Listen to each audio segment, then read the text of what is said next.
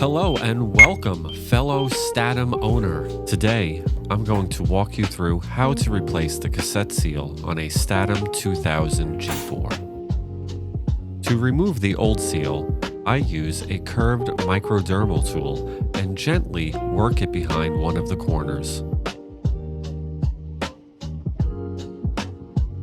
Once you lift one corner, the rest of the seal should peel out smoothly.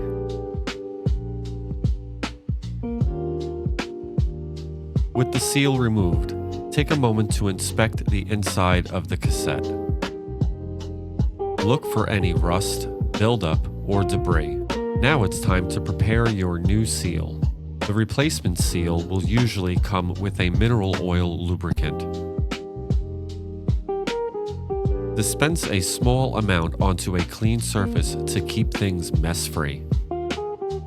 Using your fingers, apply a light, even coat of lubricant around the entire seal. You don't need to oversaturate it, just enough to ensure smooth placement. Next, identify the injector ports on the seal. These are the two circular openings with the square alignment nubs. These should be oriented towards the back of the cassette.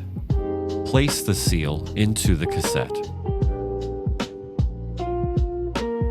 Starting with the corners, press each one into place, making sure the alignment indicators are properly seated. If you're finding this video helpful, make sure to hit the like button and subscribe. It really helps support the channel and lets me know you'd like to see more educational content like this. Once all four corners are set, move on to the short sides of the seal and press them into place.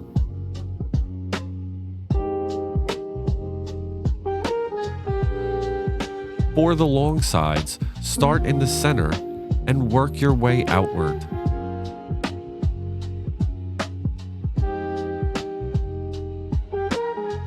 If you notice any bunching or air pockets, the seal can be gently adjusted and slid into position.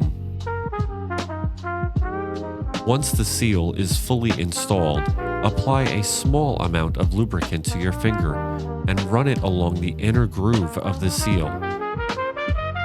As you do this, apply light outward pressure. This helps to complete the seal. Now, perform a final inspection. Check that the injector ports are correctly aligned and that all corners and edges are fully seated. Reassembling the cassette, you should hear a slight squish sound, which indicates the seal is good to go.